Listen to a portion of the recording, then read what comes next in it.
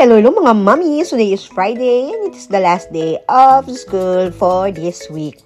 At sigurado nga akong happy tummy si Kissy ngayon dahil first time akong nagluto ng smoked duck. I simply marinated it with chinsu hot sauce, soya bean, sesame oil, and brown sugar that I bought in Vietnam. At sinamahan ko na rin ng ripe mangoes na bigay ni Kapitana Angel and Kap Ai. Salamat po! And for her AM snack, she is having biscuit to share with her classmates.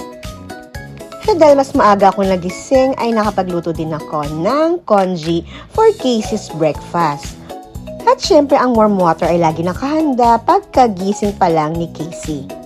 Alam naman ninyo that colored juices and sodas are not allowed for Casey dahil diabetic ang pamilya namin. At sinamahan ko nga pala ng boiled pechay to max with her smoked duck. Have a happy Friday everyone!